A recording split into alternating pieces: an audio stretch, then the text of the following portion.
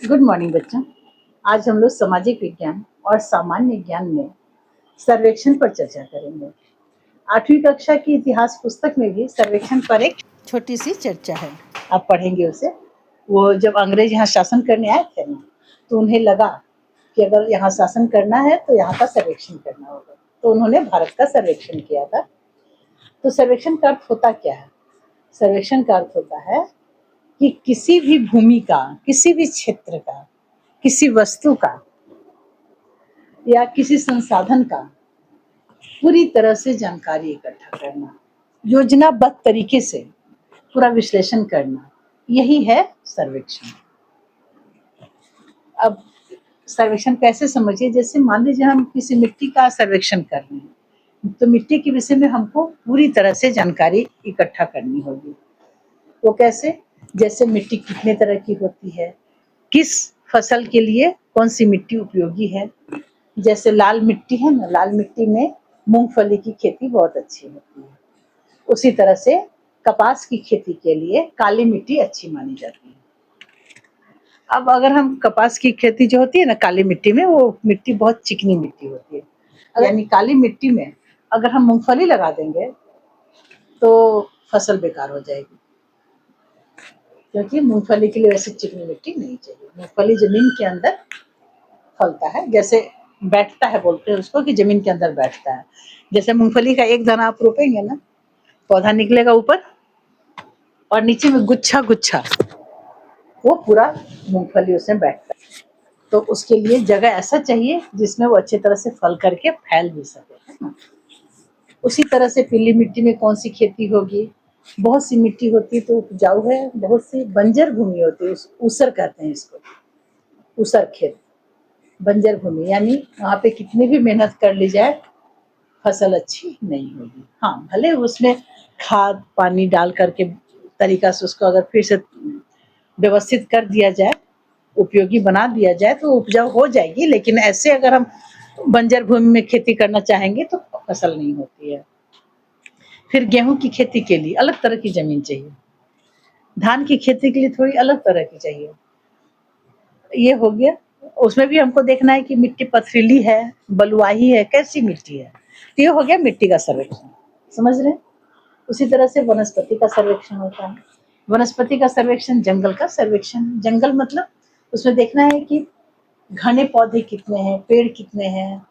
बहुत से पेड़ ऐसे होते हैं जो सीधे खड़े होते हैं, ऊपर में जाकर कुछ पत्तियां लगी रहती हैं। लताएं कितनी है, फलदार वृक्ष कितने हैं, कितना घना जंगल है, कितना एरिया में वो जंगल फैला हुआ है, जंगल में कितने तरह के जानवर रह रहे हैं। ये हो गया जंगल का सर्वेक्षण। आप कोई भी एक टॉपिक लेकर उसका सर्वेक्षण कर सकते हैं। जैसे जल का सर्वेक्षण, तो हमें उसमें देखना होगा कि जल की गुणवत्ता क्या है, जल हमें कहाँ कहाँ से मिलता है। कुआं का भी जल होता है, बोरिंग से भी जल निकलता है, और हम लोग जो घर में टैप वाटर, सप्लाई वाटर आता है नल में, वो भी क्या है, वो कहीं से झील से, नदी से इकट्ठा करके लिया जाता है और घर घर में भेजा जाता है, तो सप्लाई वाटर हो गया है ना। तो जल के विषय में अगर सर्वेक्षण करना है तो आपको पूरी जानकारी इकट्ठा करनी होगी। कौन सा पेयजल है, पेयजल यानी पीने योग्य जल है, और कौन सा जल ऐसा है जो खेती करने योग्य। कुछ जल ऐसे होते हैं जिसके पीने से बहुत ही हानि होती है।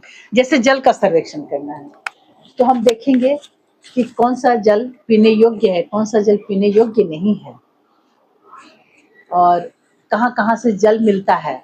जैसे झरना से, कुआं से, नदी से, तालाब से, समुद्र से, हर तरह से जल मिलता है हमें।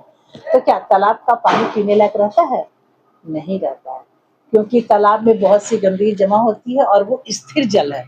जो भी जल स्थिर जल है ना, और वहां पे गायों को नहलाया जाता है, बर्तन धोया जाता है, कपड़े धोए जाते हैं, तो वैसा जल पीने योग्य नहीं होता है। लेकिन झरना का जल पीने योग्य होता है। फिर सप्लाई वाटर आता है, उसको तो बहुत तरह से फिल्टर करके तब हम लोग पीते हैं उसे, फिर वो पीने के योग्य बनता है। कुआं का जल भी पीने योग्य होता है, लेकिन अब उतना नहीं। लोग, बहुत सारे लोग क्या करते हैं, समझदारी होने के बावजूद भी अच्छे अच्छे लोग भी क्या करते हैं, कुआं पर जाकर के नहाते हैं। अब नहाया हुआ पानी सीधे कुआं में जाता है, तो उस पानी को आप कैसे पिएंगे? तो उसमें तो कह सकते हैं आप कि एक पानी पीने योग्य नहीं है। लेकिन कहीं कहीं का कुआं का पानी एकदम पीने योग्य, आप डायरेक्ट निकालिए और पीजिए। क्यों? क्योंकि कुआं को अच्छी तरह से ऊंचाई तक घेरा बनाया रहता है, पक्का किया रहता है, ऊपर से जाली डाला हुआ रहता है, जिससे अंदर गंदगी नहीं जाती है। नीचे से पानी निकलता है, वो एकदम साफ और स्वच्छ पानी होता है। तो वैसा पानी आप कुआं का पी सकते हैं। नदी का पानी भी हर जगह आप नहीं पी सकते, तो नदियां ही बहुत गंदी हो गई हैं। पहले गंगा जल तो एकदम सबसे शुद्ध माना जाता था, अब तो उस पर भी बहुत सारे सवाल उठ रहे हैं। तो ये हो गया जल का सर्वेक्षण, और ये बहुत सी जानकारी है, बहुत विस्तृत है। उसी तरह से अगर हम किसी भी विषय के लेकर के हम उसका सर्वेक्षण कर सकते हैं। तो तात्पर्य यही है, सर्वेक्षण का अर्थ क्या हो गया कि किसी भी विषय को ले लो, उसकी पूरी तरह की जानकारी चाहिए, अच्छी बुरी सब सारी विशेषताएं उसके बता दीजिए, वही है सर्वेक्षण। बाय बच्चों।